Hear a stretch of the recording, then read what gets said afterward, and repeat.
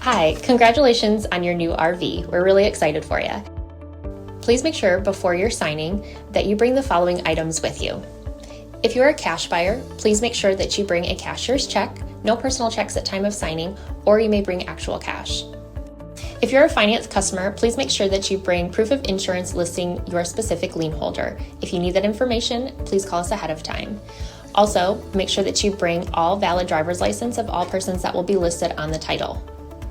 If you have a trade that you're trading in with us, please make sure that you bring your 10-day payoff as well as your title and all persons who will be listed on the title of that trade.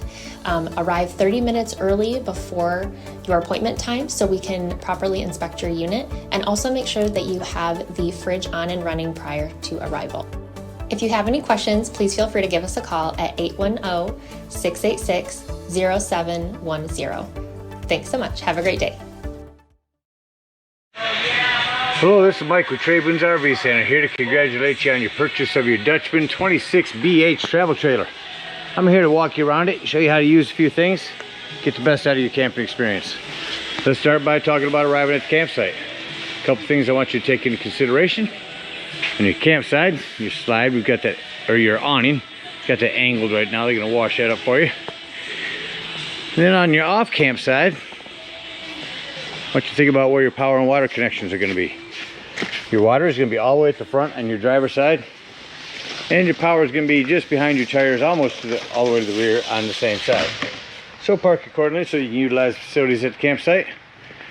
Once you arrive, first thing you're going to do is level your unit. I do have a power tongue jack here to raise or lower the unit. You have a manual override right here, a little hand crank that'll bring that up and down if you lose power. Once we got our unit level, next thing we're going to do is stabilize it. On all four corners of the unit, have these stabilizing jacks with a hand crank, 3/4 inch hand crank. You can use a drill gun or an impact driver. Just slow down when you get to the bottom. So what I want to talk about now is, remember, these are stabilizing jacks. All we want to do is stabilize the unit. We already have it level, so we only want to bring them down until they're taut. Bring them down onto some jack pads, run them down on top of them just until they're nice and tight. Run all four of those down. We got our power and water hook, or our unit level and stable. Let's go ahead and hook up our power and water. Your 30 amp cord here stores conveniently right inside of your unit. At the end of that 30 amp cord, should you need to plug in at home, we got a 30 to 110 adapter for you. Comes with your convenience pack. Got our power hooked up. Let's hook up our water. At campsites, we will hook up to city water connection. First and foremost, this water pressure regulator. This will reduce the water pressure to 40 to 50 psi, protecting the lines in your unit. You always want to use this when putting fluid into your unit. Hook that up to your city water connection. Hook up your hose, but don't turn your hose on yet. We're going to come around here and find your hot water heater. And all we're doing at this point is just making sure our drain plug's back in. May have left it out last time you were camping. Get that back up in there nice and snug, then you know you can go ahead and turn on your hose. If your hose has been on for a little while, go inside the unit, open up your water taps. Once the air is no longer flowing out of those, and you get a steady flow of water, you can shut them off and you can turn on your hot water heater from indoors. Let's say we're going to go camping and we're not going to use city water. We're going to go boondocking. In that case, we fill up our potable or freshwater tank. Simply fill that up with a hose. Two ways to tell when it's full. One, there's an overflow valve right there, or two on the inside where you check the levels of your battery and black and gray tanks. Check the level of your freshwater tank. Now remember, when using this potable water, that's when you're going to want to turn on your water pump. Don't turn on your water pump and use city water. That's already pressurized. All right, we're set up with power and water. Let me go ahead and walk you around the rest of the unit. So on your off camp side, there's your storage with all your hitch work. This is a flue for your furnace. Two things. One, do not have it blocked. And two, if you're running your furnace, steer clear. It will get hot. This is a vent for your microwave. Access panel to the back of your fridge. There's your power supply. Rear stabilizing jacks. Here's where we'll dump our black and gray tanks. Back of the unit, you do have a spare tire with a cover.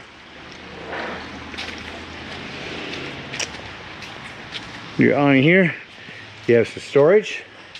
Here's where you plug in your park cable, hot water heater, a couple of 110s out here, and a night light. Coming to the front of your unit, your propane does come with a cover. Access panels here. On a regulator here. Simply switch it to the tank you wish to be using. Lefty loosey to open. 40-pound tanks. You do have a docking light up here as well. That about covers everything on the outside. Let's go take a look inside your unit. Stepping up inside, the first thing I like to point out is your fire extinguisher. Make sure that you and everyone who's camping with you knows that the fire extinguisher is located at the entry doorway. A couple of lighting, exterior and interior. Continuing around your unit here, you know your table will lift up. Pull those metal legs out, set your table down on this lip on both sides. Put your back cushions on top, got another bed. Here's your sound system. Let's see where the power is for that. FM, volume, balance. I don't know, there it is. So, a couple zones here. Speaker A is the front and outside. This is your living room. And both on. FM or auxiliary and actual cassette player. Prep for a TV over here. Your bunk areas, they all have individual lighting. Closet. Your bathroom. And here I just want to mention, this is where your 110 with GFCI resets at. You have a hand crank open, power exhaust vent here.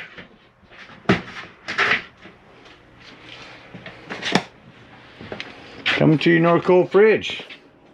Turn that on. Right now you are on auto AC. So auto is going to mean when you're plugged in, it runs off. Let me get back to auto here. Auto means when you're plugged in, you're running off electricity. As soon as you unplug, you run off gas. So it'll light auto here and then gas over here. Or you can make it strictly AC or strictly gas. Here's where you change your temperatures. Here's where you turn it on and off. Down below your fridge is going to be your access panel to your breaker box and fuses. A self-explanatory microwave. Here's your top. Cooktop folds back. You will have to hand light this by hand with a stick lighter. Over here to the left of the stove is where you can check your tanks. There's your brand new battery. Fresh water, black water, and gray water. Freshwater buttons, one I said you can hold to tell when your potable water is full. And your water pump when using potable water. Coming back here on the wall above your sofa is your thermostat. There's your AC cranking. And your furnace on. You'll notice with the furnace, when you shut the furnace off, it takes a few more minutes for the furnace fan to shut off than it does the AC fan. Just get your bedroom up here, lighting. Another hand crank open fan, no exhaust though. And a curtain to close up here. Your smoke alarm is here in the ceiling. Well, that about covers everything in the inside. Let's act like we're going to leave the campsite. So close up all of our lights.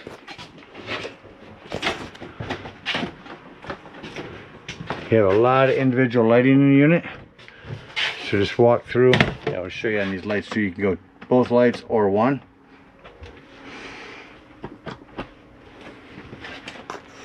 And lastly, this one.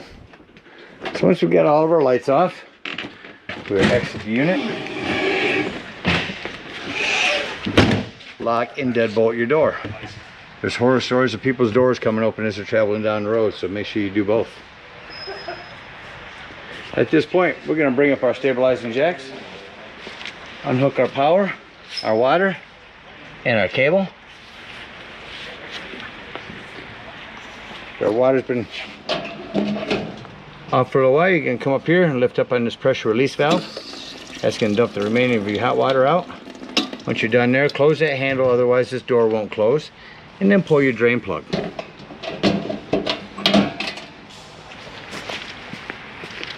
Find your low point drain.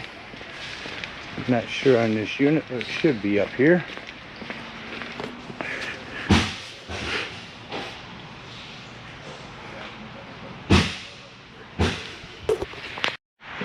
At the dump station, park accordingly. Your dump is going to be all the way at the rear on the off-camp side. Hook up that 10-foot hose, and the first thing we're going to pull is that right handle. That's going to be your sewage. After it sounds like that's no longer draining, close that black handle, pull your gray handle. That's going to be cleaner waters, your sinks and your showers, and that'll clean your sewage hose out for you. And you can conveniently and sanitarily store your sewage hose right in your bumper. Again, thank you so much for your purchase. Hope you enjoy this Dutchman for years to come. Happy camping.